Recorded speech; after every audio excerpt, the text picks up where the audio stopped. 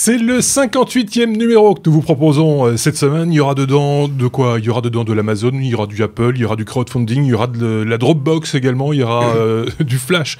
C'est étonnant, mais c'est comme ça. Et il y aura surtout 3 chroniqueurs de qualité.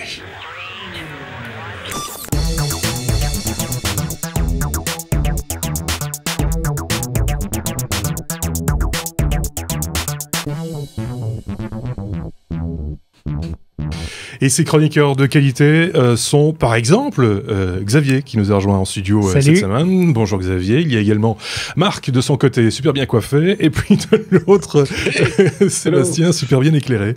On va donc passer un petit moment ensemble, comme chaque semaine. On va vous parler actualité technologique, telle qu'elle est vue par ces messieurs, justement. Avant d'entamer notre abécédaire habituel, avec une petite surprise pour commencer, je vais repasser peut-être la parole à Sébastien. Il y a eu des échanges de messages, de mails de la part de nos auditeurs sur informaticien.be, sur YouTube également. Il y en a eu un petit peu partout. Tu en as suivi quelques-uns, me semble-t-il, Sébastien.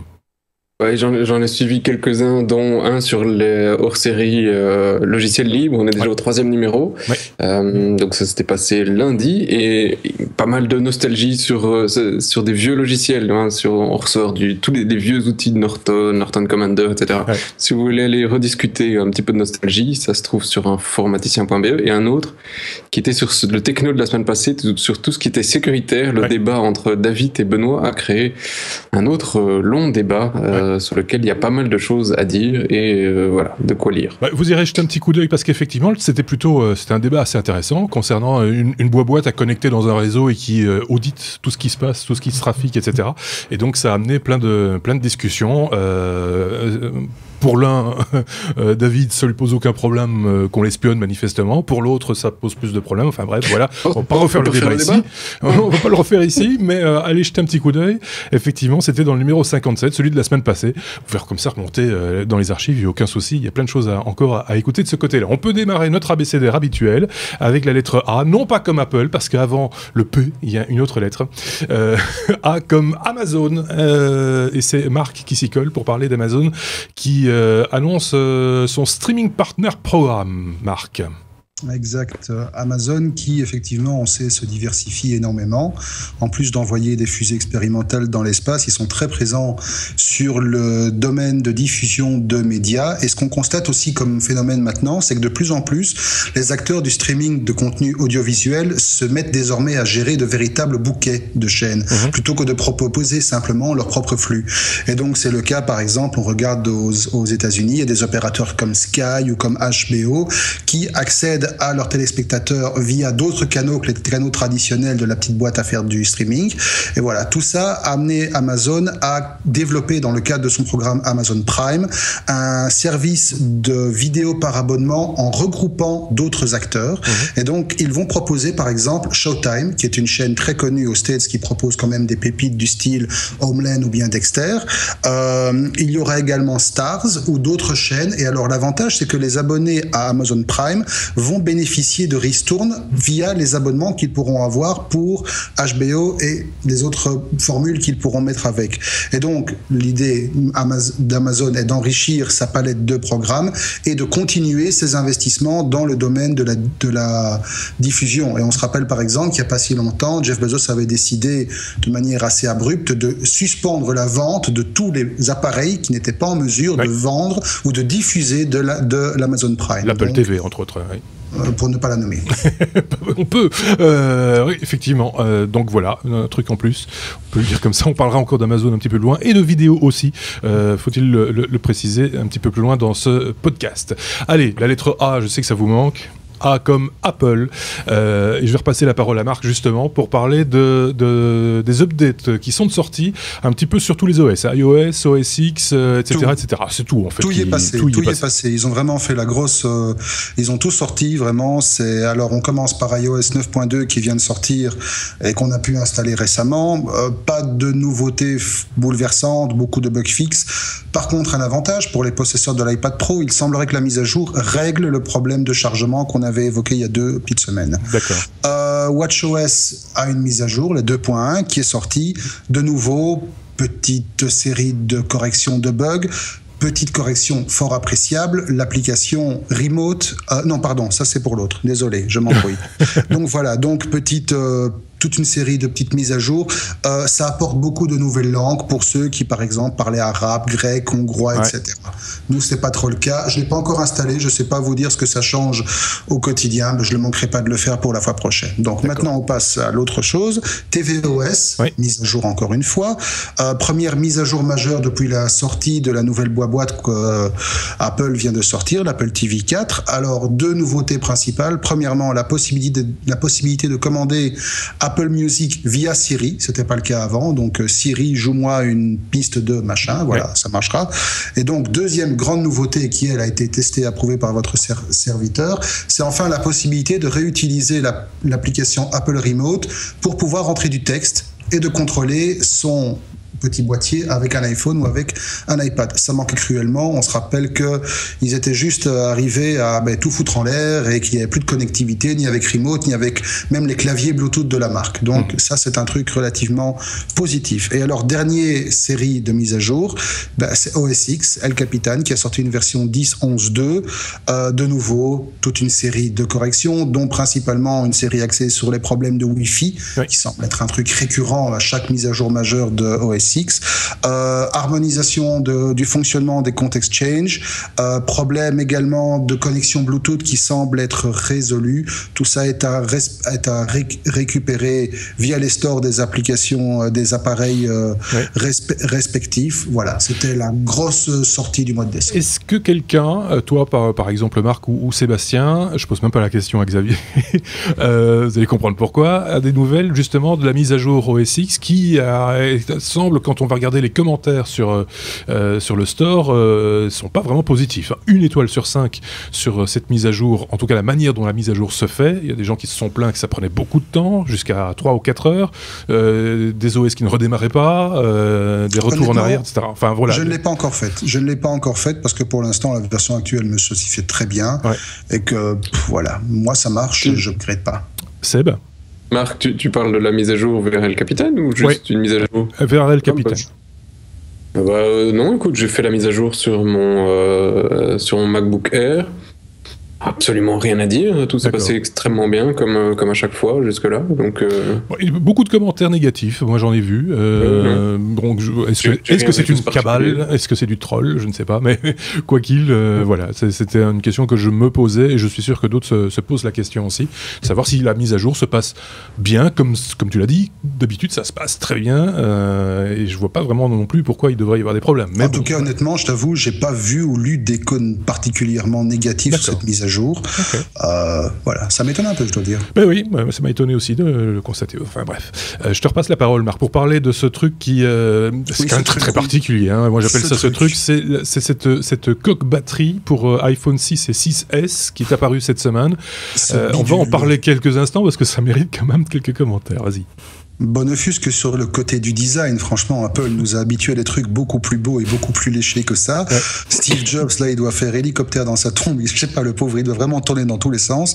C'est oh wow, c'est la seule chose qu'on peut dire. C'est moche, c'est affreux, mais ça a quand même l'avantage. Bon, allez, on va quand même essayer d'en dire quelque chose de positif. Voilà, c'est une batterie de marque Apple, une coque batterie pour 6 et pour 6S. Rien n'est prévu pour les 6 Plus ou les 6S Plus. L'avantage, c'est qu'elle a un pass-through Lightning, donc vous pouvez mettre votre téléphone dedans, ça ne va absolument pas gréver la possibilité de venir connecter un câble. Si la batterie a l'air suffisamment intelligente que lorsque elle est connectée, elle se charge de manière à ne pas décharger ce qu'il y a déjà comme charge dans le téléphone. Dès qu'elle est connectée, pour peu que vous soyez passé à la dernière version d'iOS, sur l'écran d'accueil, vous allez avoir la charge des 2 appareils, la batterie d'un côté et le téléphone de l'autre. Voilà. À part ça, et alors ils ont embarqué une antenne aussi dedans, pour améliorer la réception, pour garantir que la réception n'est pas parasitée par la batterie. Bon, tout ça va quand même permettre de justifier un prix relativement élevé de 110 €. Moi, j'ai vu 115 € dernièrement. Enfin, dans un article maintenant, ça enfin, prix public conseillé 119 €. Ouais. Ce qui est quand même, ce truc est quand même interprété par beaucoup comme étant un aveu d'échec. Un aveu d'échec, oui et non. On sait que l'autonomie des iPhones n'a jamais été un des points forts des bébêtes. Maintenant, encore une fois, on parle d'iPhone 6, d'iPhone 6S, sont des appareils que j'ai pas eu en main. Si je dois me baser sur ce que je connais, c'est-à-dire le 6 Plus, il n'a pas de problème. C'est un téléphone plus gros, donc autrement dit, la batterie est plus grosse, il encaisse mieux. Non, si aveu d'échec il serait plutôt au niveau du design. Et là, c'est à se demander comment un type aussi perfectionniste que John Ive a pu laisser passer un truc aussi improbable. On a l'impression que c'est pas designé en fait. On a rajouté une batterie à une coque. Oui, grosso modo, c'est à peu près ça. Mais en fait, ce qui se passe, et si on gratte un petit peu derrière, c'est que un des partenaires d'Apple, qui est Mophie, qui est connu justement pour faire des coques batteries à des années-lumière de ce que cette chose représente, et donc Mophie a également développé un paquet de brevets sur la forme de ces coques et sur les fonctionnalités de ces coques. Et donc, Apple, voulant absolument sortir quelque chose, a été obligé de se rabattre un petit peu sur ce qui était encore jouable. Ouais. Et en fait, d'essayer avant tout d'éviter toute poursuite juridique de la part de Mophie. Donc, en d'autres termes, il n'y avait rien à gratter en matière de design. Ouais. Donc, maintenant, est-ce que le truc va se vendre ? Je pense que vu le prix. Même, est-ce qu'il y a des alternatives, non ? Il y a des produits existants. Il y a des alternatives. Alors, effectivement, elles ne sont peut-être pas toutes aussi intégrées avec le dernier OS de l'appareil. Donc, on rappelle l'affichage des 2 batteries. Mais est-ce que, franchement, ça va faire une différence monstrueuse ? Je sais pas. On verra. À suivre donc. Ceux qui possèdent l'appareil, qui nous diront peut-être ce qu'ils en pensent de leur côté. On termine ce A comme Apple, ou alors je vais peut-être passer la parole d'abord à Seb parce que je vois qu'il est discrètement sur le web. Monsieur, est-ce que je peux parler s'il vous plaît ? Mais bien sûr, mon petit. Oui, non, j'avais réfléchi pendant qu'on parlait du sujet sur tout ce qui était El Capitan, si je pouvais revenir. Ouais. On a des emmerdes avec El Capitan. C'est pas vrai. C'est vrai que ça marche pas si bien que ça. C'est tout ce qui est driver de matériel. On avait des bêtes lecteurs de cartes, tu les installes sur un Mac, tu repasses sur Capitan et ton driver, c'est foutu. D'accord. Et pour retrouver tous les drivers, apparemment ils ont changé une certaine couche au niveau de l'OS pour retrouver tous les drivers compatibles avec ton matériel. Ouais. C'est vrai que c'était pas spécialement évident, et ça c'était un point. Et un autre qui n'embête pas tout le monde, mais qui en embête quand même des gens comme nous, c'est que Java, pour le faire refonctionner, maintenant tu peux te brosser assez sévère. D'accord. C'est fini. D'accord. Et ça... Ok, ça va. Si tu as un truc à dire sur le tout premier sujet sur Amazon à la fin du numéro, ne te gêne pas. J'ai aussi des trucs. Tu veux qu'on en parle ? On attendra peut-être le prochain numéro alors. Je vais repasser la parole à Marc. On n'a pas fini avec la lettre A comme Apple, puisque il y avait aussi des informations concernant l'Apple Watch 2 qui est annoncé pour le mois de mars, c'est ça, Marc ? Oui, mais non. Ça c'est non, c'est l'autre. Oui, mais non, ça c'est de la brève de chez bref, parce que grosso modo, il n'y a pas grand-chose à en dire. Ouais. La semaine passée, David a discuté. Enfin, vous avez parlé de l'iPhone 6C qui devrait sortir effectivement incessamment sous peu. Apple a annoncé, enfin Apple a rien annoncé, mais il y a un gros paquet de rumeurs qui font état d'une Apple Watch 2 qui serait présentée simultanément. Qu'est-ce qu'il y aura dedans ?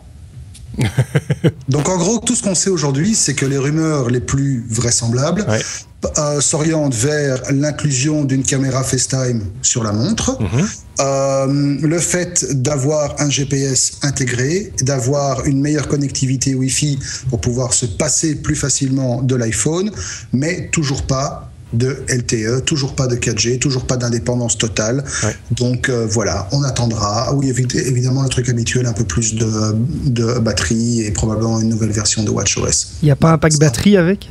C'est une question. Je ne sais pas s'ils vont oser ça, par contre. Oui, ça serait original dans le bracelet, peut-être, alors. Monsieur Yves, c'est nous, mais... Monsieur Yves, si vous nous entendez, effectivement, ça pourrait être sympa. Ça pourrait être sympa, effectivement. On va peut-être passer à la lettre C, sauf si quelqu'un a quelque chose à rajouter. Non, pour la défense. Par rapport au numéro d'il y a 3 mois.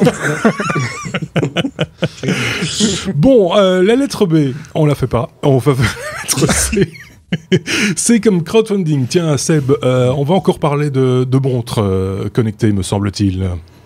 Oui, et justement, je voulais reparler d'un sujet d'il y a 3-4 semaines, qui était justement Omate. Je vous en avais parlé. Oui, c'est vrai. Je suis désolé, je reviens. Et je reviens là-dessus. Ouais. Et alors, de nouveau, je suis désolé, je ne sais pas si on dit Omate ou Omat, mais je préfère plus. Mon avis, ce sera plutôt Omate. On va pas faire comme Huawei. Omate, ouais. Omate. Et donc, Omate, si vous vous souvenez, à l'époque, c'était la nouvelle future montre Android exceptionnelle qui a tout Android sans téléphone. Donc, elle fait tout. Elle fait tout. On n'a plus besoin du téléphone à côté. Elle téléphone, elle fait le café, etc. Et elle s'est lancée sur Indiegogo cette semaine. Et donc, ils avaient demandé $30,000 comme campagne de lancement. En 50 heures, ils ont réussi à lever $120,000. Et maintenant, quelques jours après, ils sont déjà à $231,000. Donc, je pense que ça ne posera aucun problème pour le financement. Il y a un énorme intérêt vers cette montre qui coûte au final que $299 si vous la voulez toujours. Elle est sinon à $350 futur produit retail. Ce qui est très abordable, il faut bien le dire. Pardon, elle est très quoi ? Elle est très abordable, il faut bien le dire. Pour une montre qui fait tout. Parce que tu peux mettre, t'as une carte SIM, t'as GPS, tout ce que tout le monde pense qui va être dans l'Apple Watch 2 et beaucoup plus encore. Et là, elle est disponible, elle fonctionne, et sur Android. Pour un prix tout à fait... C'est le premier modèle, donc ça risque d'être un peu compliqué visuellement, mais... Je trouve que c'est pas mal. Ouais, tout à fait. Donc, et si il y en avait une autre qui devait avoir aussi tout ce qui était GPS intégré, c'était celle de LG, je pense. Là, non, oui, je ne sais plus. Marc, aide-moi. Qui n'est pas sortie. Urban 2 LTE. Oui, qui a été annulé parce qui était suspendu. On en avait parlé aussi. Il y avait des problèmes de production qui n'étaient pas en mesure de résoudre actuellement. Voilà, donc si vous voulez une montre Android avec du GPS, il y a la Motorola qui va être disponible, la Motorola Sport qui va sortir normalement en janvier en Europe, qui était annoncée il y a quelques mois, et sinon il y a cette marque dont personne n'a entendu parler. Et donc la Samsung Gear S2 embarque un GPS, si je ne me trompe pas. C'est une question. Android, dit Android. Oui, d'accord. Enfin bon, ça fonctionne avec Android Wear aussi. Je sais que c'est Tizen, mais... Android. Mais ici, c'est un Android full, hein. C'est ça. Oui, c'est ça. Oui, tout à fait, oui. C'est bien la spécificité de cette montre. C'est complet avec tout ce que tu veux. Ça va être compliqué pour certaines applications, à mon avis, quand même. Il faut bien reconnaître que les applications, s'il est reconnu comme un Android normal, ce sont des applications dites normales également qui vont être chargées dessus, et donc ça risque de poser quelques soucis d'ergonomie, me semble-t-il. Ça me paraît assez logique vu la taille de l'écran. Oui ou non ? Si, je dis pas de bêtises. Oui, probablement, mais je pense qu'ils vont pas te laisser tout installer suivant la taille de l'écran, parce que t'es pas sur un écran d'une énorme résolution. Je l'ai pas là tout de suite sous les yeux, mais ça doit pas être énorme. Donc oui, je pense que tu pourras pas tout installer, ou tu devras avoir des interfaces spécifiques. Mais ça te permet de tout faire quand même, hein, donc. Ouais, tout à fait. Ok, ça va. Multitouch, oui, voilà. Et la résolution, c'est 360 x 360, donc faut pas espérer lire une page web dessus, c'est quand même fortement limité, quoi. Afficher un IMU. Bon, ça. Mais elle va sous l'eau, hein, donc tu peux prendre ton téléphone sous l'eau. Hein, super. Tiens, on en parlera à David.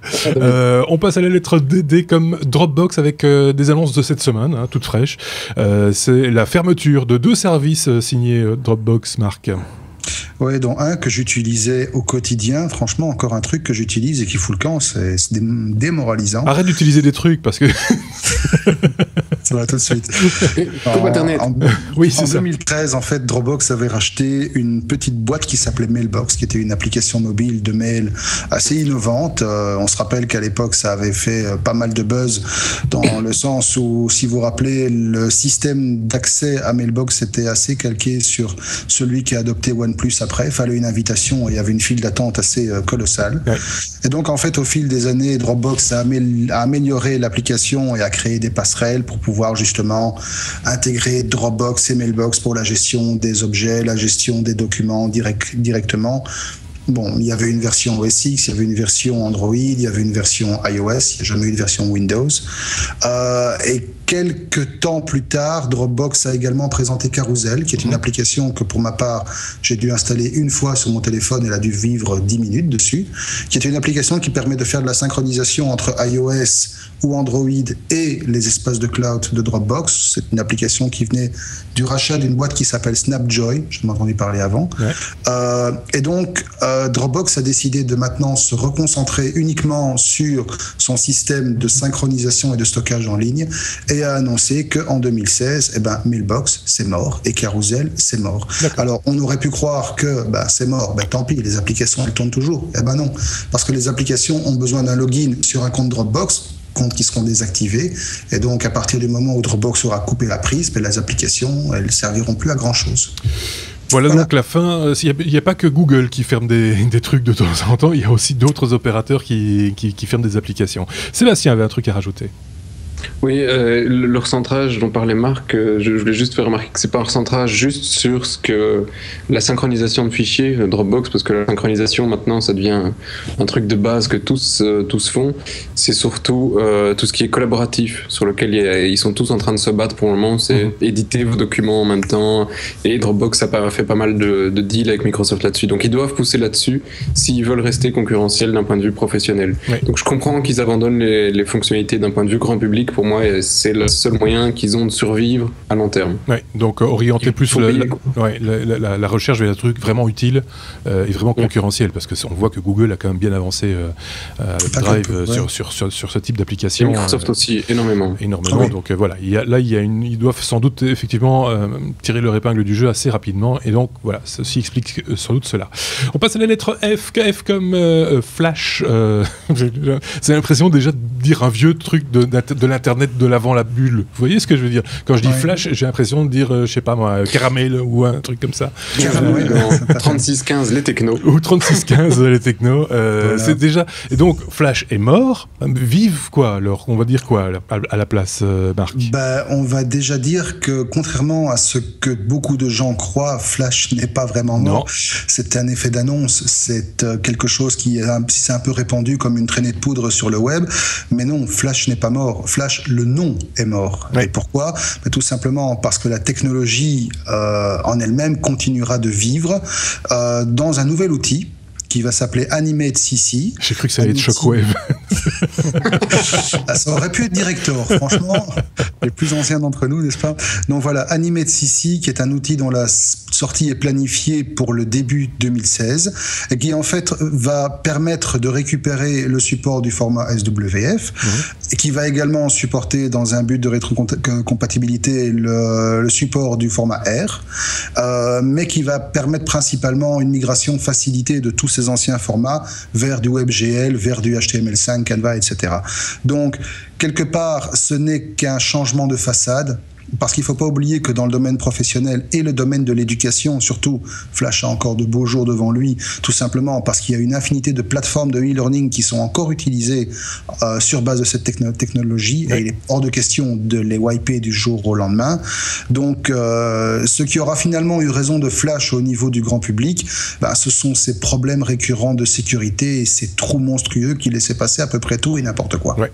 Oui, d'ailleurs, on en avait parlé déjà de cette histoire de compatibilité et également d'utilisation, d'usage de Flash dans d'autres cas de figure. C'est pas uniquement des bannières publicitaires Flash, il faut de temps en temps le rappeler, et c'est des fois utilisé dans des systèmes vidéo par exemple pour faire des titres comme on a ici en dessous. Ici c'est pas du Flash manifeste, ça vous avez remarqué, mais quand ça bouge ça peut être effectivement du Flash qui se trouve derrière, parce que ça a plein d'avantages en fait, ça parle avec plein de trucs, et il y a plein de développeurs et plein de graphistes qui tirent leur qui s'en sortent vraiment bien là-dedans, et donc voilà, ça a son intérêt, ça garde son intérêt.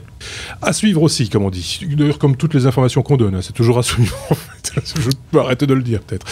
On passe à la lettre GG comme Google. Tiens, on va passer la parole à Xavier. Google veut faire des prises de sang, mais alors sans aiguille, et ça va arranger plein de monde. Alors ça, c'est quelque chose qui va intéresser tous ceux qui pâlissent à l'idée de voir une goutte de sang, ou bien qui voit arriver la seringue.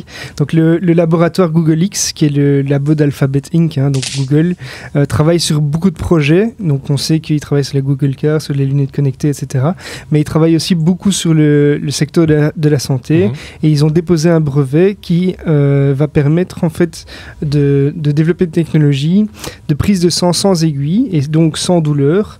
La technologie va en fait permettre de prélever une toute petite quantité de sang par capillarité sur la surface de la peau via une capsule qui est sous pression, et ça va aspirer le sang sans devoir percer la peau. Donc c'est un petit peu, voilà, c'est un petit peu comme si vous avez une piqûre de moustique, vous commencez à aspirer il a un petit peu la goutte de sang. Le moustique qui pique, il y a une aiguille. Oui, mais c'est tellement fin que tu ne le sens presque pas. D'accord. Donc c'est vraiment, je savais que l'inverse existait, qu'on peut injecter des produits sans aiguille, sous pression, donc au travers de l'épiderme et du derme. Par contre, dans l'autre sens, je savais pas que ça pouvait se faire. Et là où Google intervient aussi, c'est qu'on va évidemment lier ça à une montre connectée, par exemple, afin de contrôler instantanément le taux de glycémie, donc pour tous les diabétiques, etc. Donc c'est un gros marché qui peut s'ouvrir à eux avec une techno comme ça. Et pour les enfants aussi, qui ont peur des aiguilles quand on veut leur faire une prise de sang, il y a plein de bonnes raisons d'utiliser ce genre d'application. C'est malin, c'est bien, ça fait avancer les choses. On va repasser la parole à Sébastien pour parler toujours de Google. On reste à la lettre G parce qu'il y a pas mal de choses à dire cette semaine sur Google. Google qui veut faire tourner Internet avec du renouvelable. C'est-à-dire avec quoi? Avec du vent, de l'eau, de l'air. Si tu me permets, je voudrais juste faire une remarque sur le sujet qui est juste précédent. Donc là, je ne vais pas aller trop loin. D'accord, ok.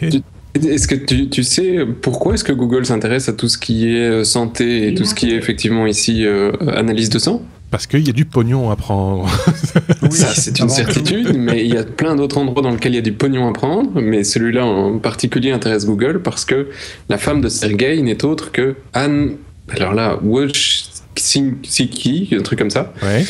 Et qui est une généticienne assez renommée. Et elle est à la tête d'une boîte qui fait du séquençage ADN. Tu fais ton petit truc, tu l'envoies et ça te coûte, je sais plus, $50 et il te renvoie tout ton séquençage à la maison. C'est un truc gigantesque.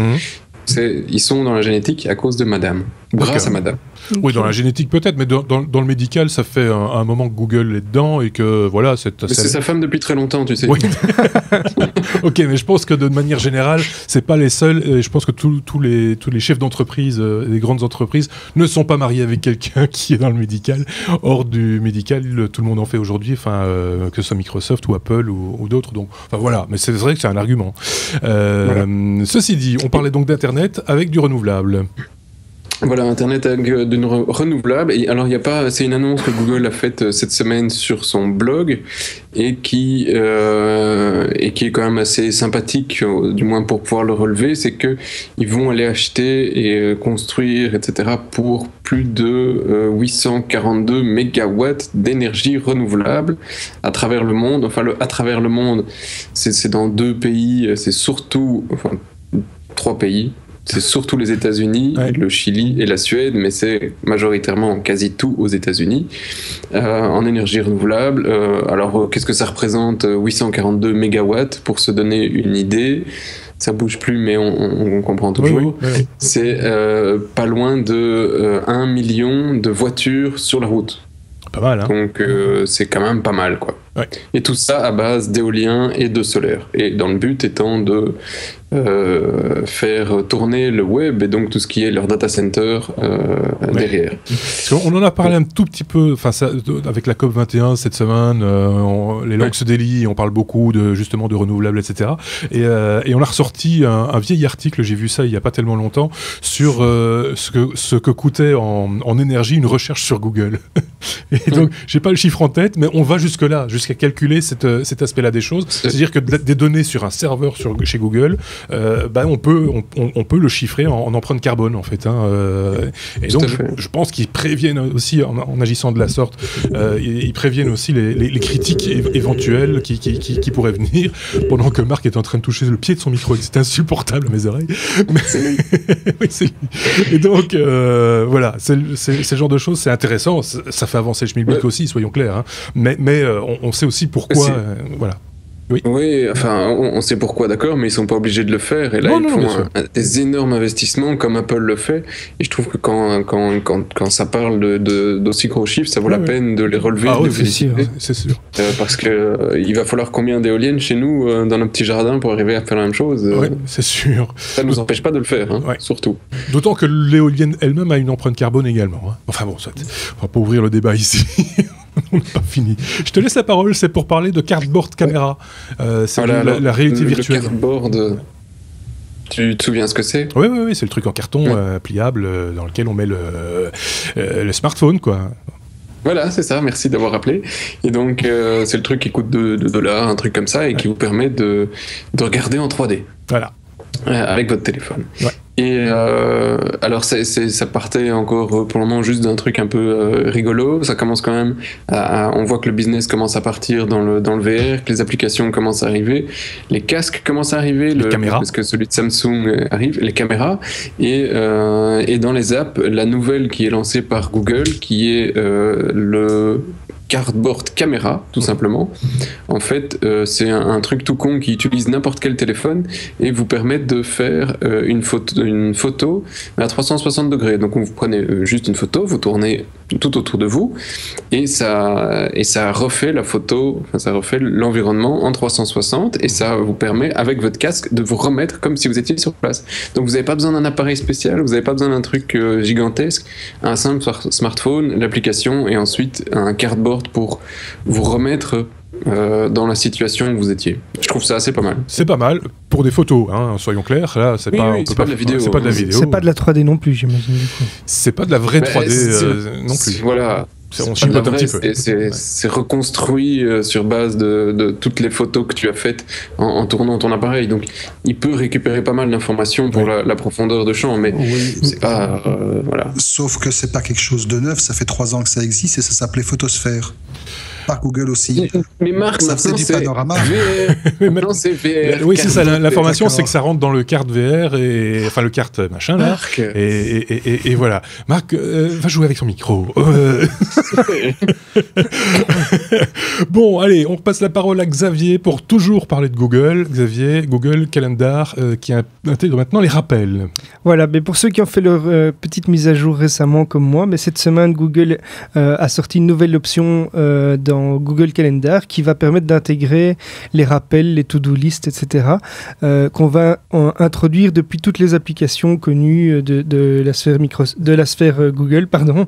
Donc style Agenda, Keep, via le moteur vocal, l'assistant Google Now. Et tout ça va apparaître dans l'agenda Google. C'est limité pour le moment aux applications iOS et Android, mais donc vous allez avoir vos petites tâches qui vont apparaître et qui vont vous suivre le long de la semaine dans votre agenda tant qu'elles n'ont pas été marquées comme effectuées. Donc c'est pratique, ça va réunir tout ça et les tâches vont être un petit peu intelligentes, du style si je mets un rappel pour appeler maman pour son anniversaire, eh bien je vais avoir automatiquement le numéro de maman qui est encodé pour l'appeler. Chouette. Plus d'excuses. Joyeux anniversaire maman. Voilà, exactement. C'est pas mal. C'est sur les applis, hein, uniquement sur les applis, sur la version calendar desktop. Oui, ou, pour le moment, c'est uniquement réservé aux applications mobiles, mais c'est aussi bien valable pour iOS qu'Android. C'est ça. C'est là que c'est le plus utile en fait. Et ça montre en fait que pour le moment, Google met vraiment très fort l'accent sur tout ce qui est smartphone et tablette. On voit qu'il y a vraiment une priorité qui est donnée à ce type de support. Effectivement, je trouve que les choses s'affirment un petit peu. Je ne sais pas ce que vous en pensez. Hein. On parle ici de Google, évidemment, mais quand on regarde un petit peu les positionnements des uns et des autres, que ce soit au niveau software, on a parlé de Dropbox un peu plus haut, on a parlé aussi d'Apple, etc. On dirait que les choses s'installent. Je ne sais pas si vous comprenez ce que je veux dire, mais que les choses s'affirment, on va dire, Marc. Depuis un certain temps, on sait que tous les acteurs majeurs du marché vont dans une direction assez d'homogénéisation, donc c'est quelque part, oui, c'est la conséquence logique de tous les efforts qu'ils concentrent depuis 2-3 ans. Il y a moins d'errements, quoi, c'est ça que je veux dire. Il y a moins d'errements. On sent qu'ils savent maintenant, ils ont identifié là où ils veulent aller et ils mettent tout le paquet dessus. Oui. Et finalement, tant mieux, parce que c'est pour notre plus grand bénéfice. Ça va peut-être encore se confirmer, enfin, sauf si tu as autre chose à rajouter avant, Sébastien. Oui, mais tu sais, les tâches, ça existait déjà en desktop depuis très longtemps hein, sur Google Calendar. Oui, vous avez un petit calendrier en fait qui s'appelle les tâches. Maintenant, c'est en application. Voilà. Voilà. Les choses s'affirment. Je le disais, c'est peut-être également avec Chrome dans sa. Ça s'affirme. C'est quelle version 42e, c'est ça 42e, ça s'affirme. Qui embarque la push notification. Un verre de push là-dessus. Un petit push. Et alors, en fait, c'est même pas la 42e, c'est la 48e, mais j'avais bu ce matin, je ne sais pas. D'accord. C'est la 48 en bêta, donc ne cherchez pas encore, vous l'avez pas encore, elle n'est pas encore sur votre machine. Ou alors ils ont été très vite. Et alors, c'est une nouvelle une nouvelle fonctionnalité. Alors vous avez déjà ça, vous allez me dire, une petite alerte qui peut arriver en desktop alors que vous êtes en train de surfer sur un site. Vous avez déjà vu, c'est une petite notification. Ouais. Vous allez dire, ok, bon, bah, y a rien de nouveau là-dessus. C'est quoi ta notification à la con? Et c'est vrai que c'est encore assez peu utilisé de nos jours, mais ce qui devient vraiment très intéressant, c'est que maintenant, cette notification, elle peut non seulement ajouter un petit bouton pour pouvoir retrouver une interaction, parce que jusqu'ici, la notification était juste bon, bah, salut, t'as perdu ton enchère, et puis bah, tant pis pour toi, t'as plus qu'à retrouver ta page. Donc tu peux avoir un petit bout de JS qui est derrière et qui va faire quelque chose quand tu appuies sur le bouton. Mais surtout, ce qui est vraiment génial, c'est que en tant que site web, si tu vas sur le site et que tu acceptes de recevoir la notification a posteriori, ça continue à fonctionner dans ton navigateur ad vitam. Donc tu vas pouvoir, ici l'exemple, je pense qu'on montrait en photo une notification sur un eBay ou un truc comme ça, mais tu pourrais recevoir voilà, un Notebit. Donc ici c'est tu as fait une enchère et tu pourrais, alors que tu es en train de surfer sur le site des technos, recevoir une notification d'eBay en disant y a quelqu'un qui est monté au-dessus de ton enchère. Depuis le début de cette semaine à peu près, enfin depuis que moi j'ai fait la mise à jour, Facebook a intégré les notifications sous cette forme-là, et effectivement, quel que soit ce que tu fais après, bah, tu as la petite notification, quelqu'un qui a commenté un post dans lequel tu étais machin, etc. Enfin, vous les connaissez, les trucs. Mais ici même quand tu auras quitté. Oui, mais c'était le cas. Il y a plein d'applications pour ça. C'est le cas également, ouais. Donc c'est vrai que c'est plutôt pratique, ça peut être invasif, mais c'est plutôt bien foutu. C'est à toi de l'accepter. Il faut l'accepter. Si tu l'acceptes pas, t'as que dalle après. Ouais. Mais là aussi, c'est un peu comme le sujet précédent, ça s'affirme comme une plateforme. Donc si tu tends vraiment très très très très loin, tu te dis, mes applications desktop, elles sont en train de disparaître. Ouais. Bah c'est un petit peu le Chrome de plus en plus va prendre, on dirait que ça va devenir une surcouche de l'OS sur lequel on se trouve quoi. Chrome OS. C'est Chrome OS en fait qui s'impose là aussi par une autre voie quoi, par un autre chemin. Allez, on continue, on avance avec la lettre M comme Microsoft. Il y a des choses à dire, Xavier, cette semaine sur Microsoft concernant sa fameuse tablette qui se vend manifestement mieux que celle d'Apple. Voilà, on parlait il y a quelques temps avec la keynote de Microsoft que Microsoft a un petit peu le vent en poupe pour le moment, et ça se confirme puisqu'il y a une étude d'Ecom Insights Panel qui analyse les ventes en ligne de tablettes, qui annonce que la Surface de Microsoft a récemment dépassé les ventes d'iPads, surtout grâce à la sortie de la Surface Pro 4, qui a pas mal de succès au niveau des professionnels. Donc c'est vraiment une première, donc Microsoft qui dépasse Apple pour les ventes de tablettes. Et ça va être intéressant de voir comment les choses évoluent, puisque Apple a annoncé elle-même la sortie de l'iPad Pro. Ouais.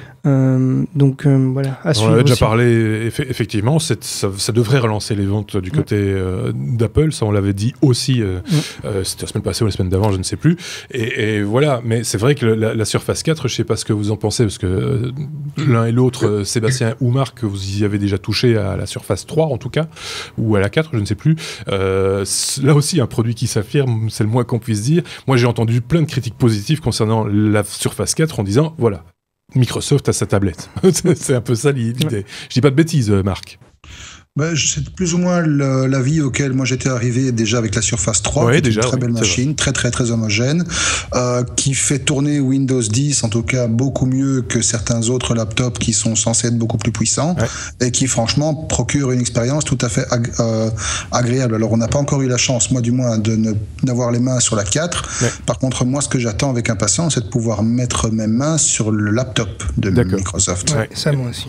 Effectivement. Il faut quand même rappeler aussi que c'est aussi intéressant de voir que les ventes ont dépassé, d'autant que le prix, donc le budget moyen des tablettes Microsoft est quasiment le double des iPads. Donc c'est vraiment une belle performance. Belle performance, effectivement. Je fais une toute petite parenthèse, parce que j'ai vu, c'est une publicité, je pense que c'est une grande surface, je pense que c'est Carrefour qui vend des laptops HP et les annonce comme étant des i5 4 cœurs, alors qu'ils n'ont que 2 cœurs. Renseignez-vous bien. J'ai pas d'autres précisions, mais j'ai vu ça. Et pas plus tard qu'aujourd'hui, on enregistre le jeudi, traditionnellement, nous sommes le 10 décembre. Je l'ai vu passer aussi. Et tu l'as vu passer aussi. Et apparemment, voilà, ce serait une omission ou une erreur dans le folder, mais quoi qu'il en soit, à l'insu de leur plein gré, on va dire. Ouais, mais bon, en même temps, voilà, c'est des choses qui peuvent arriver. On va pas dénoncer pour dénoncer, mais enfin en même temps, pour le coup, ça C'est fourni avec 2 artichauts en plus. Comme ça, pour compenser, on donne des artichauts. Quoi d'autre?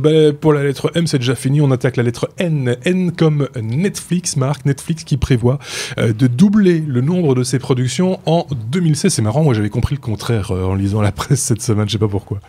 Ah ben non, justement, Netflix, aujourd'hui, c'est une machine qui représente 16 séries originales, donc produites in-house. On parle de séries quand même de premier plan comme House of Cards, comme Orange is the New Black, comme Jessica Jones, etc. D'ici l'année prochaine, Netflix voudrait passer ce nombre à 31, donc c'est pas vraiment 2 fois, mais quasi. Et surtout commencer aussi à s'impliquer de plus en plus dans la production, notamment en recrutant des noms aussi prestigieux que Ben Stiller, que Angelina Jolie, travailler dans la production de films, de longs métrages, et donc vraiment se diversifier. Pourquoi ? Tout simplement parce que Netflix est en train de subir la concurrence d'autres services, et là où la démarcation, la différenciation va se faire, c'est au niveau de la qualité du contenu. Or jusqu'à maintenant, Netflix a prouvé qu'il pouvait être un excellent opérateur en matière de création de contenu et de séries originales. Là aussi, c'est affaire à suivre, comme on a l'habitude de dire, mais c'est bien parti quand même. C'est vachement bien parti. Et il faut quand même remarquer, petite note, petit chiffre en passant, aujourd'hui, aux États-Unis, Netflix représente quand même, aux heures de grande écoute, 37% du trafic Internet national. Oui. Voilà, c'est quand même pas mal. Gros consommateur de bande passante. Gros consommateur de bande passante. On passe à la lettre PP comme photo, même si Benoît n'est pas là. Ça ne n'empêche pas de parler photo, Xavier, pour parler de Lightroom qui devient gratuit sur Android. Voilà, donc d'abord Lightroom, c'est quoi ? C'est un outil de retouche assez incontournable pour les personnes qui sont passionnées de photos, amateurs ou professionnels. Donc Adobe avait annoncé une version payante de son logiciel sur Android qui était réservée aux abonnés Creative Cloud ou aux clients payants. Il y a quelques semaines, ils ont annoncé une version gratuite, quelques mois plutôt, même c'était en octobre, une version gratuite pour iOS, et ils ont annoncé maintenant la version gratuite sur Android. Donc tout le monde va pouvoir bénéficier des fonctionnalités de retouches qui sont quand même nettement plus avancées que ce qu'on trouve sur un Instagram ou autre. On va vraiment pouvoir modifier de fond en comble une photo, retoucher les couleurs, le flou, la netteté, enfin vraiment, on peut vraiment traiter l'image de manière assez complète, et c'est un bel outil qui est disponible gratuitement maintenant sur vos mobiles. Voilà, je savais même pas qu'il y avait une version mobile, moi, mais bon, je suis pas vraiment toujours au courant de tout en matière de photos, en tout cas. La lettre Q comme Qualcomm, c'est qui s'y colle ? C'est Marc pour parler de l'Europe qui accuse Qualcomm de quoi ? De corruption. Entre autres, pas que. Alors, Qualcomm a déjà été soupçonné jusqu'à maintenant, c'était que soupçon d'abus de position dominante, notamment sur tout ce qui est le marché des chips de Silicon on Chip, ARM.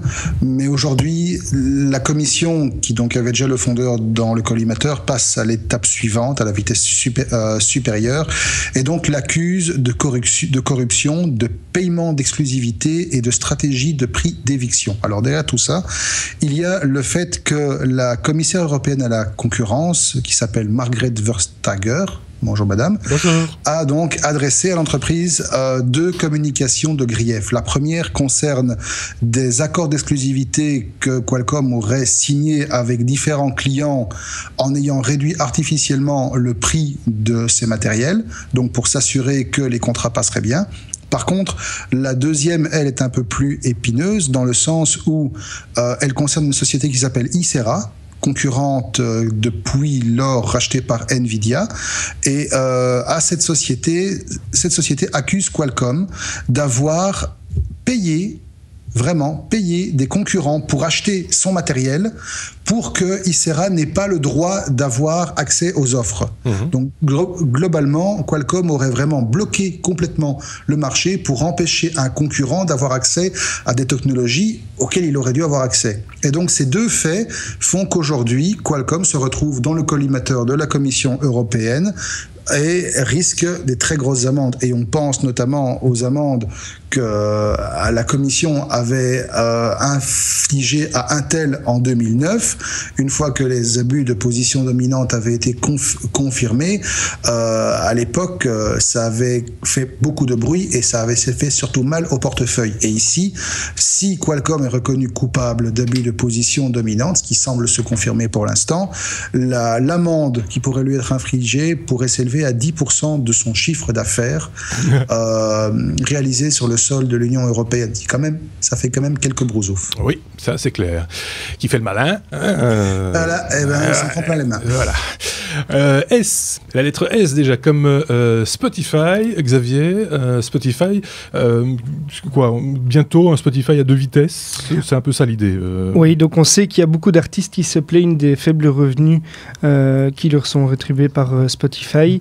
On sait qu'il y a une version payante qui permet d'avoir des fonctionnalités avancées, comme le fait de pouvoir écouter vraiment toutes les musiques qu'on veut, quand on veut, de pouvoir les télécharger pour les écouter offline, etc.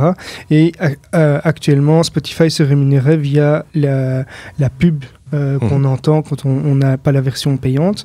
Mais Spotify est en train d'étudier la possibilité de passer à un modèle de revenu un petit peu différent, puisqu'ils vont privilégier le contenu récent aux abonnés payants. Et donc l'idée, c'est de donner en fait une primeur aux clients qui seraient payants, et ils espèrent comme ça attirer une partie des 60 millions d'abonnés qui ne sont pas des abonnés payants, enfin, des utilisateurs payants, pardon. Donc la fraîcheur du contenu pour les payants, et les autres, ils se tapent le back catalogue. Alors, ça concerne en tout cas certains albums, donc je ne sais pas si c'est pour toutes les nouveautés ou juste certains albums, mais en tout cas ça va faire plaisir ils étudient la question. Ça va peut-être pas faire plaisir aux artistes, ça, par contre. Enfin, peut-être. Mais si ça permet d'augmenter le revenu, pourquoi pas Oui, il faut voir, effectivement. Ils en sont un petit peu là, chercher des sources de revenus, parce que le modèle économique est un petit peu vacillant, on va dire. On passe à la lettre S. S comme Sony, c'est toujours pour qui? C'est pour Seb, tiens, Sony. Je suis toujours là. Ouais, il est toujours là. Sony qui tente la réalité virtuelle également, mais se loupe un peu. C'est ça. Voilà, ils ont fait une démo il y a quelques jours à peine au PlayStation Experience Fan Event à San Francisco. Et le truc, c'était quoi? C'était un monsieur avec un Move, donc c'était le truc de PlayStation qui vous permet de faire la détection de mouvements, un peu comme ce que faisait la Wii à l'époque. Et donc, en plus de ça, ils ont rajouté un casque, c'était le PlayStation VR System, et ça permet de jouer donc en réalité virtuelle. Aujourd'hui, je vous en ai parlé un peu beaucoup, mais ça m'amuse. Et donc, le principe, c'était quoi? C'était de pouvoir jouer contre un autre adversaire qui ne se trouvait pas dans la même pièce que lui, et de lui balancer des frisbees, je pense. Et sauf qu'effectivement, l'adversaire avait réussi à envoyer les frisbees, mais le gars qui faisait la démo, il pouvait se secouer dans tous les sens. Il n'y a pas un seul frisbee qui partait. Donc ça, malheureusement, c'est pas encore totalement au point. Ce sera pour l'année prochaine en vente avec la PlayStation, et ils estiment que c'est quand même un marché de 30 milliards d'ici 2020. Donc on est quand même pas si loin que ça, c'est dans 5 ans. Et alors bon, on peut penser que c'est une bêtise, que ça va pas le faire, etc. Je trouve que dans les jeux et même dans d'autres trucs, de nouveau, je pense qu'il y a moyen de faire pas mal de bonnes choses et ça peut être sympathique. Moi je pense qu'il y a quand même un danger. Je pense qu'il y a un danger. Non, c'est que le truc, on avait eu la même réflexion quand Microsoft avait sorti son système, j'oublie le nom maintenant, c'est fort. De reconnaissance de gestes, de gestuels, etc. Le Kinect. Et où on disait, ça va user les tapis devant les télévisions parce que effectivement, on saute, on danse, on bouge, machin, etc. Mais ici, si on fait la même chose avec un casque de réalité virtuelle sur les yeux, on va tuer le chat. On va foutre en l'air la table basse. On peut même se foutre en l'air soi-même dans ces les manettes de Wii. Par exemple. Ils sont mortes à cause de ça. Mais ça peut être dangereux. Enfin, il faut de la place quand même, quoi. Si on veut faire des jeux. Non, il faut pas de place. Tu peux rester assis dans ton fauteuil pour le faire. Avec le Move, de la même manière qu'avec la Wii, tu pouvais rester assis. Il y a que les couillons qui l'ont lancé contre leur télé. Oui, mais Kinect, par exemple. La Kinect avait besoin d'énormément de place. C'était pas, il fallait déjà être millionnaire ou avoir un grand salon pour pouvoir y jouer. C'est vrai que c'était pas, chez moi, je saurais pas y jouer, par exemple. Donc, effectivement, ça, c'était pas facile. Le VR, justement, te permet d'avoir un espace très clos alors que tu peux rester assis. Alors, évidemment, si tu restes assis, tu sais pas faire regarder derrière toi, mais t'as quand même toujours 180 degrés. Et globalement, tu peux recentrer la vision, mais t'as rarement besoin de faire un 360. J'ai vu des vidéos d'expérience où tu peux avoir, parce que j'ai utilisé le casque le Viewmaster dont on avait fait la démo, qui est aussi un bête casque de VR. Qu'on proposera en hors série dans pas tellement longtemps, d'ici la fin de l'année, au début de l'année prochaine ou plus tard. Et donc, on peut regarder une vidéo là-dessus comme dans un bête casque VR, et c'est vrai que c'est assez prenant. Donc, ce que je pense de pourquoi ça peut marcher, c'est qu'au final, tu as avec du matériel qui coûte $20, $30, ça coûte rien, quoi. Donc non, ça me semble pas aussi dangereux. Si vous en rappelez, mais il y avait, et je ne reviens plus sur le nom du fabricant, une boîte qui avait imaginé, en plus du casque VR, une espèce de, comment on va appeler ça, de plateau sur lequel on peut marcher, mais qui est courbe à l'intérieur. Et donc, comme les pieds glissent dessus, on peut marcher, avancer, mais on reste sur place, en fait. Oui, c'était un truc qui était monté en combinaison avec l'Oculus. Avec l'Oculus Rift, effectivement. Et donc, là, il y a peut-être un truc à imaginer aussi, parce que là, il faut pas énormément de place. Hein, c'est un petit plateau, voilà. Il faut bouger un peu les meubles, mais ça pourrait, dans le cadre de jeux où il faut se déplacer, etc., c'est quand même plus amusant que de rester assis dans son canapé et de donner l'impression qu'on bouge, voilà. Bon, après, je pense que si on place une caméra dans le salon des gens qui vont jouer avec ce genre de jeu, à mon avis, il y a des chouettes trucs à en sortir. Mais bon, ça, c'est une autre question. Marc Dorcel l'a déjà suivi.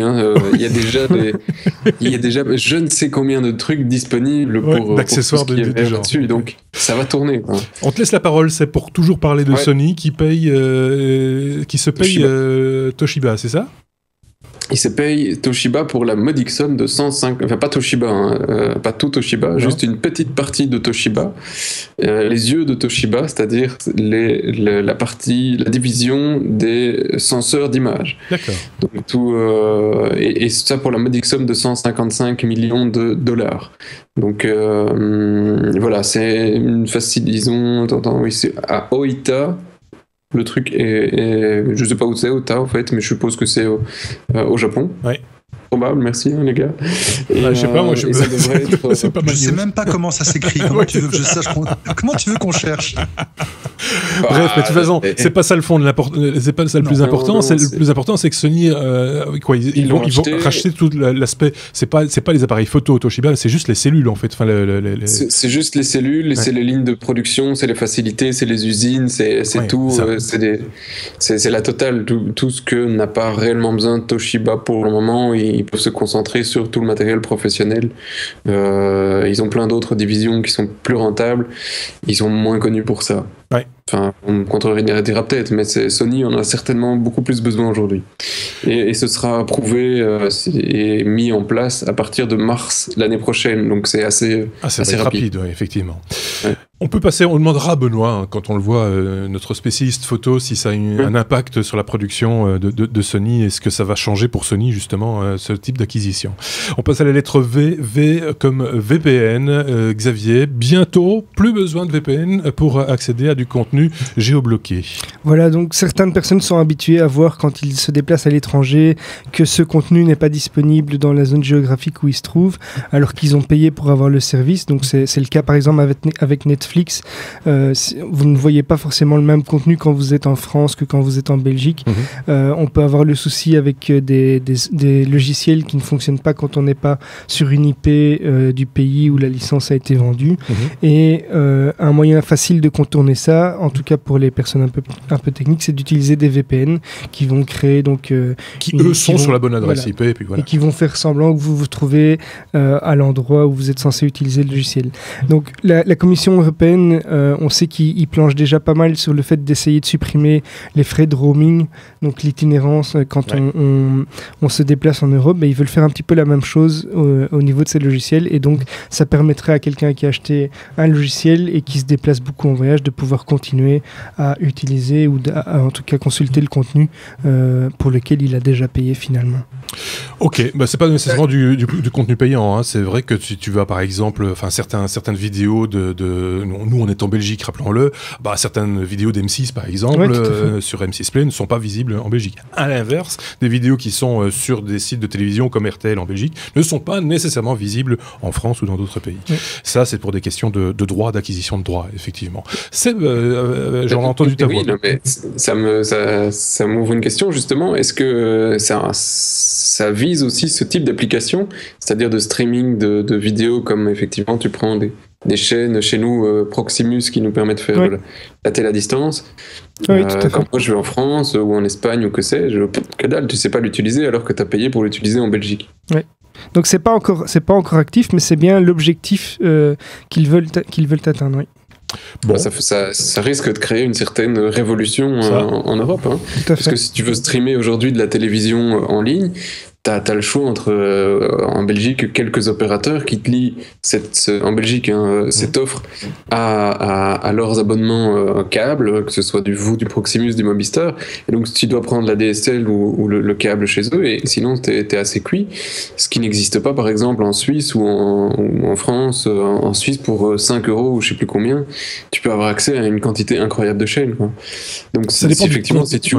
Ça dépend du contenu des chaînes aussi. Hein, il y a par exemple, on le sait bien, le foot par exemple, les droits liés au football sont encore très géolocalisés. Hein. Les chaînes de télévision l'achètent pour leur public dans leur fief et le proposent sur Internet, mais ça ne peut pas sortir théoriquement des frontières parce que les droits n'ont pas été acquis pour les autres pays. Oui. Sinon, pour la petite info, en dehors de VPN, parce que le VPN reste un petit peu quand même parfois compliqué pour monsieur tout le monde à utiliser, il y a aussi une autre société qui propose, Marc pour certainement me retrouver le nom, un DNS qui vous permet de ne pas vous emmerder à utiliser un VPN pour une partie de ces services. Alors c'était... Marc. Il a coupé son micro, Marc. Oui, parce qu'on me dit que je fais du bruit quand je fais. Donc, oui, effectivement, il y a différents services qui existent. Alors, ça peut prendre effectivement l'aspect d'un service que vous venez directement utiliser, comme OpenDNS, où là, vous pouvez choisir effectivement ce que vous voulez. Sinon, il y a des applications qui peuvent s'intégrer directement dans votre browser, comme ZenMate. ZenMate, c'est une extension Chrome qui, contre un abonnement modique, vous permet d'utiliser des VPN dans à peu près tous les pays du monde. Ouais, mais moi j'ai vu, alors je sais pas si c'est ZenMate, mais il y a une application qui fonctionne comme ça sous forme de plugin Chrome, etc., qui se sert également de votre bande passante pour se servir de votre machine comme VPN distant pour d'autres clients. Et donc là il y a surconsommation de bande passante et de ressources même de machines. Avec ZenMate c'est pas le cas. J'ai pu vérifier. Mais je sais qu'il faut des fois se méfier de ce type d'application qui vous calcule du Bitcoin dans votre dos, par exemple. Il faut des fois se méfier, quoi. Je vois le doigt de Xavier se lever. J'ai trouvé le nom en question du service auquel je faisais référence. Il est pas gratuit, mais c'est Unlocator. Et lui, c'est un service de DNS. Il y en a certainement d'autres. D'accord. Qu'on peut installer facilement sans VPN. Il y en a un autre. Il y a Unlock-US qui marche très bien aussi, que j'ai utilisé longtemps pour Netflix avant qu'il débarque chez nous. Ok. Oui, donc un des autres buts de la Commission européenne qui est de supprimer le géoblocage, c'est pas seulement de faciliter la vie des utilisateurs, mais c'est aussi de limiter l'utilisation justement des VPN qui sont utilisés aussi dans des cas d'activité criminelle. Donc, c'est aussi un petit but secondaire. Terroriste. Voilà. Oh là là, il a dit le mot, ça y est. Tiens, en parlant de terrorisme et de criminels, vous voyez la petite info qui vient de sortir, mais elle est toute fraîche, elle doit avoir 2-3 heures. D'accord. Popcorn Time n'est pas mort. Pardon ? Voilà. Popcorn Time n'est pas mort. Ah d'accord, on y reviendra alors, on en reparlera. T'as vu qu'en même temps, il a changé un peu sa lumière, ou je sais pas, on a l'impression qu'il est passé en mode... Je comprends plus rien, ça c'est l'image. On ne veut pas perdre nos auditeurs qui n'ont pas l'image, on les renverra vers YouTube pour se rendre compte de la différence de chroma qui... en gros, il est aussi jaune que moi, quoi. Voilà, c'est un peu ça l'idée.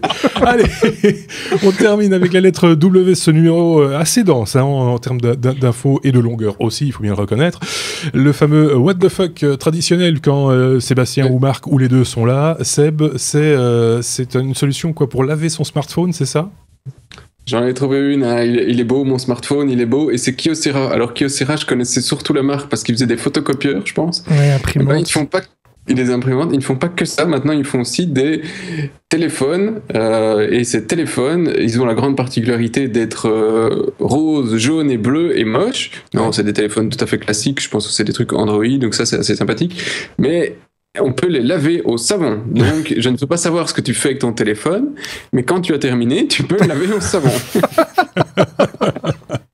Directement, lui, il pense à des trucs bizarres. Mais non, mais on peut salir son téléphone. Tu peux laver ton téléphone au savon aussi. Parce que tu l'as laissé traîner. Quand tu vas sur chantier et que tu as fait... On va dire ça, on l'a laissé traîner. Oui, quand tu vas sur le chantier... T'appelles ça comme ça, toi? Pas sympa. Non, mais c'est vrai, on sait pas ce qui peut se passer avec son smartphone. Imagine que t'es un chien et que tu demandes à ton chien d'aller chercher le smartphone, mais il va être tout dégueulasse. Par exemple. Voilà. Pour ceux qui laissent tomber leur GSM dans la chiotte. Par exemple aussi, ça peut arriver. Mais là, généralement, tu le laves pas, tu le jettes et tu vas en acheter un autre. Alors tu prends le sac de riz. À la rigueur, le laver, oui, mais après encore l'utiliser quand même, ça. Ouais, et puis moi, le riz, je le mange donc. C'est un festival. Bon, je pense qu'on a terminé ce 58e épisode des Technos. Xavier, Marc, Sébastien. Je voulais juste signaler à nos auditeurs qu'on est en train de préparer les numéros qui seront là fin d'année. Pour Noël et Nouvel An. Il vous aura pas échappé que le jour de sortie de ce podcast, c'est Noël et la semaine suivante, c'est Nouvel An. C'est souvent comme ça. En général, c'est 7 jours après. Et que donc, on va vous faire des petits numéros sympathiques où on va vous parler de ce qui s'est passé durant l'année 2015 et de ce qui se passera durant l'année 2016. Si vous avez des choses à dire, si vous avez vous-même constaté des choses dont on n'aurait peut-être pas parlé, hein, justement, durant l'année 2015, sur ce qu'on va appeler une espèce de rétrospective de l'année, n'hésitez pas à nous le faire savoir en commentaire, soit sur informaticien.be, soit sur YouTube, là où vous trouvez cette vidéo, soit sur notre blog lestechno.be, enfin là où vous pouvez. N'hésitez pas à nous laisser des petits messages, ça va enrichir encore plus cette rétrospective, ou les choses que vous attendez pour l'année 2016 et dont on parlera aussi, en tout cas on essaiera d'en parler, ce sera une question beaucoup plus ouverte. N'hésitez pas là aussi à nous faire part de ce que vous attendez peut-être de l'un ou l'autre fabricant ou de l'avenir technologique de manière beaucoup plus large. On s'en fera l'écho également et on enquêtera un tout petit peu là-dessus avec le petit peu de temps qui nous reste d'ici cette fin d'année qui est un petit peu chargée, il faut bien le dire. Merci beaucoup Marc d'avoir participé, merci également à Seb, merci Xavier, et on se retrouve très bientôt. Au revoir.